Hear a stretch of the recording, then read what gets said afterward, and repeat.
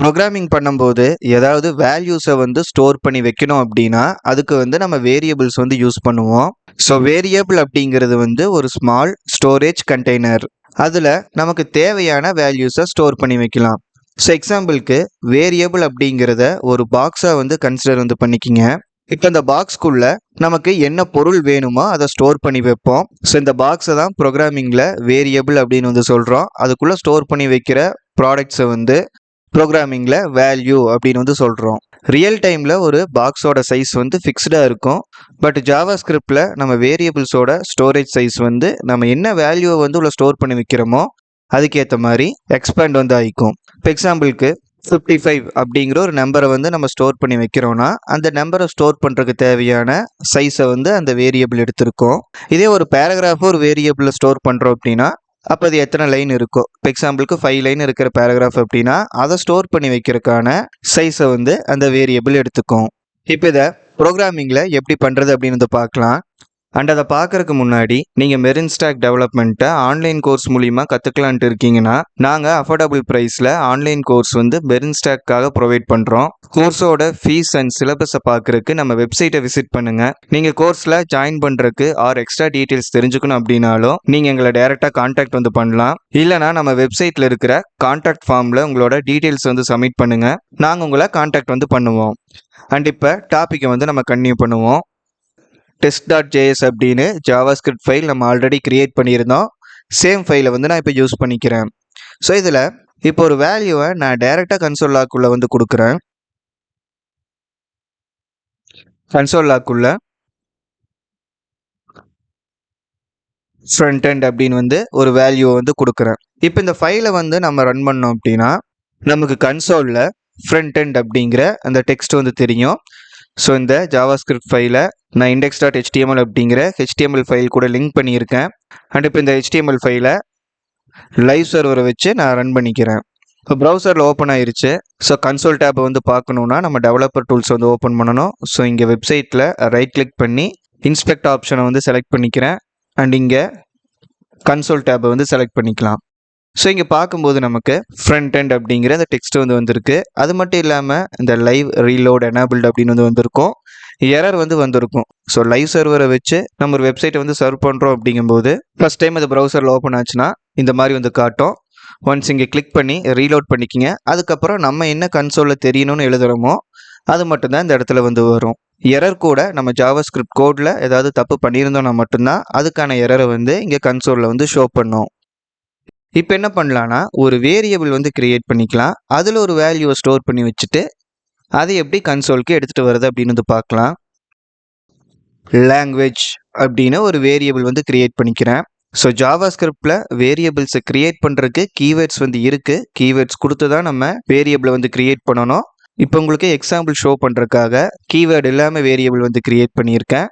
Once இதை run பண்ணி பார்த்துட்டு கீவேர்டோட வேரியபிள் வந்து நம்ம கிரியேட் பண்ணிக்கலாம்.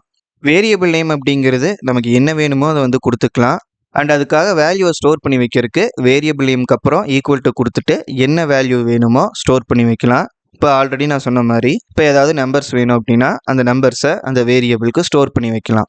ஸோ இந்த மாதிரி பண்ணும்போது ஜாவாஸ்கிரிப்ட் வந்து என்ன பண்ணோம் அப்படின்னா நம்மளோட சிஸ்டமில் ஒரு ஸ்டோரேஜ் ஏரியாவை வந்து கிரியேட் பண்ணோம். அதுக்குள்ள நம்ம என்ன வேல்யூ வந்து அந்த வேரியபிளுக்கு அசைன் பண்ணி இருக்கிறோமோ அதை ஸ்டோர் பண்ணி வச்சிரும். அண்ட் அந்த ஸ்டோரேஜ் ஏரியாவோட நேமாக நம்ம வச்சிருக்கிற வேரியபிள் நேமை வந்து அலோகேட் பண்ணிக்கும். நம்ம கிரியேட் பண்ணியிருக்க இந்த கண்டென்ட்டை வச்சு பார்க்கும்போது ஒரு ஸ்டோரேஜை வந்து ஜாவாஸ்கிரிப்ட் கிரியேட் பண்ணி அதுக்குள்ள 4, 5, 6, 7 அப்படிங்கிற வேல்யூவை ஸ்டோர் பண்ணியிருக்கோம். அந்த ஸ்டோரேஜோட நேமாக வந்து லாங்குவேஜ் அப்படிங்கிற நேமை வந்து செட் பண்ணியிருக்கோம். இதுக்கப்புறம் கன்சோலில் வந்து நம்ம இந்த வேல்யூவை வந்து பார்க்கணும் அப்படின்னா அந்த வேல்யூவை டைரெக்டாக டைப் பண்ண தேவையில்லை. இதுக்கு பதிலாக அதை ஸ்டோர் பண்ணி வச்சிருக்க வேரியபிள் நேம் எடுத்து கன்சோல்குள்ளே ஆட் பண்ணோம்னா போதும். ஸோ இப்போ என்ன பண்ணுறேன்னா இதுக்கப்புறம் இன்னொரு console.log வந்து எடுத்துக்கிறேன். இப்போ இதோட ப்ராக்கெட்குள்ளே வேரியபிளை வந்து நம்ம மென்ஷன் பண்ணியிருக்கணும். ஸோ இங்கே ப்ராக்கெட்குள்ளே லாங்குவேஜ் அப்படிங்கிற இந்த வேரியபிள் நேமை வந்து நான் இங்கே மென்ஷன் பண்ணிட்டேன். அண்ட் இந்த இடத்துல பார்க்கும்போது உங்களுக்கு ஒரு டிஃப்ரென்ஸ் வந்து தெரியும். ஸோ இங்கே இருக்கிற கன்சோலில் வந்து வேல்யூவாக நான் லெட்டர்ஸ் வந்து ஆட் பண்ணும்போது கொட்டேஷனுக்குள்ளே ஆட் பண்ணியிருப்பேன்.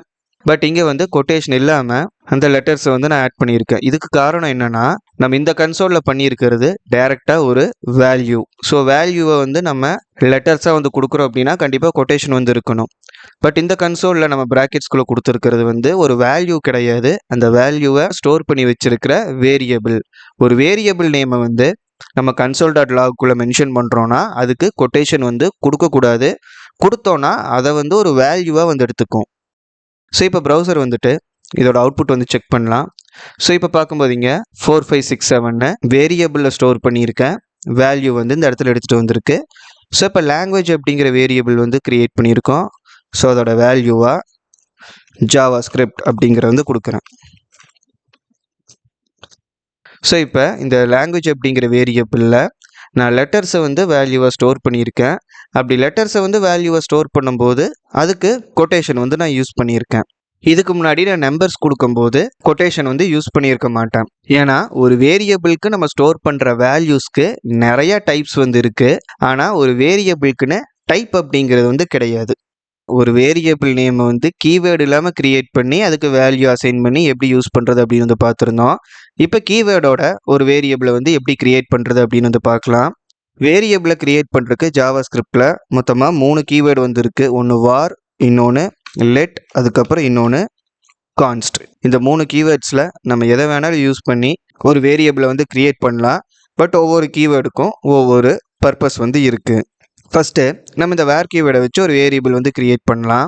ஒரு வேரியபிள் க்ரியேட் பண்ணுறதுக்கு முன்னாடி வேறுங்கிற கீவேர்டை வந்து நம்ம மென்ஷன் பண்ணியிருக்கணும். அதுக்கப்புறம் நமக்கு என்ன வேரியபிள் நேம் வேணுமோ அதை வந்து க்ரியேட் பண்ணிக்கலாம். ஃப்ரேம்வொர்க் அப்படின்னு ஒரு வேரியபிள் நேம் வந்து க்ரியேட் பண்ணியிருக்கேன். ஸோ ஒரு கீவேர்ட் கொடுத்து ஒரு வேரியபிள் நேம் மட்டும் நம்ம கொடுத்துருந்தோன்னா இதுக்கு பேர் என்ன சொல்லுவாங்கன்னா டிக்ளரேஷன் அப்படின்னு வந்து சொல்லுவாங்க.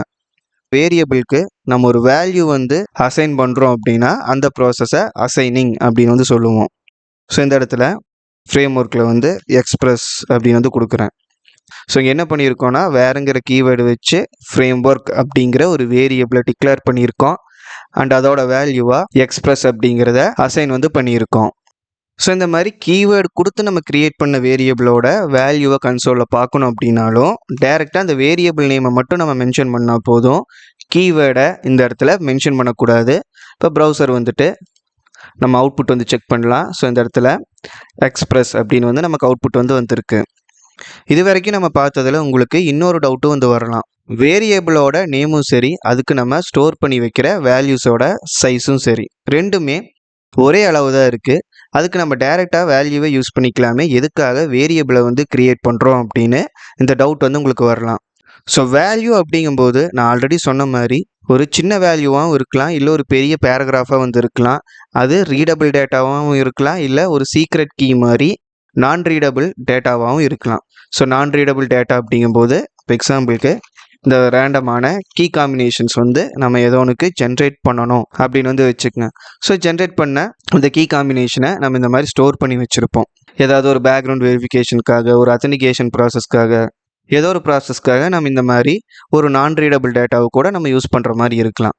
ஸோ இதை நிறைய இடங்களில் யூஸ் பண்ணுறோம் அப்படின்னா ஒன்று நம்ம மெமரி பண்ணி அதை திரும்ப டைப் பண்ணுவோம், இல்லை காப்பி பேஸ்ட் வந்து பண்ணுற மாதிரி இருக்கும். இந்த 2 ப்ராசஸில் நம்ம எதை யூஸ் பண்ணாலும் ஸ்பேஸ் வந்து அதிகமாக கன்சியூம் வந்து பண்ணும். ஸோ அதுக்கு பதிலாக ஜஸ்ட் ஒரு வேரியபிள் நேம் வந்து நம்ம க்ரியேட் பண்ணிவிட்டு அதுக்கு அந்த வேல்யூவை ஸ்டோர் பண்ணிட்டோம் அப்படின்னா ஜஸ்ட் எங்கெங்கெல்லாம் அந்த வேல்யூ வேணுமோ அந்த இடத்துல ஜஸ்ட் அந்த வேரியபிள் நேமை நம்ம கால் பண்ணோம்னா போதும். அதாவது இந்த மாதிரி எடுத்து யூஸ் பண்ணோம்னா போதும், அந்த வேரியபிள் நேமை நம்ம யூஸ் பண்ணுற இடத்துல அந்த வேல்யூ ரீப்ளேஸ் வந்து ஆகிக்கும். இப்போ இந்த இடத்துல ஒரு டைம் மட்டும் ஃப்ரேம்வொர்க்கை கன்சோல் லாக் பண்ணியிருக்கோம். அதில் ஸ்டோர் பண்ணியிருக்கிற வேல்யூ நமக்கு ஒரு டைம் வந்து இங்கே கன்சோலில் வந்துருக்கும். இதே வந்து 3 டைம் வந்து கன்சோல் லாகில் அதை வந்து ஆட் பண்ணுறோன்னா நமக்கு அவுட்புட் பார்க்கும்போது மொத்தமாக அது 3 டைம் வந்து வந்திருக்கும். ஸோ இந்த மாதிரி ஒரு பெரிய வேல்யூவை கூட ஒரு வேரியபிளில் ஸ்டோர் பண்ணிவிட்டு அதுக்கு நம்ம ரிமெம்பர் பண்ணுற மாதிரி ஷார்ட்டாக ஒரு நேம் வச்சுட்டு எங்கெல்லாம் அந்த வேல்யூ வேணுமோ அங்கெல்லாம் அந்த வேரியபிள் நேமை யூஸ் பண்ணி அந்த வேல்யூவை நம்மளால் எடுத்துக்க முடியும். அண்ட் இது மட்டும் இல்லாமல் லெட் அண்ட் கான்ஸ்ட் கீவேர்டும் நம்ம யூஸ் பண்ணலாம் அப்படின்னு வந்து பார்த்தோம். இந்த வார், லெட் அண்ட் கான்ஸ்ட் இந்த 3 கீவேர்டுக்கும் என்ன டிஃப்ரென்ஸ் வந்து இருக்குது அப்படிங்கிறது வந்து நம்ம அடுத்த டாப்பிக்கை வந்து பார்க்கலாம்.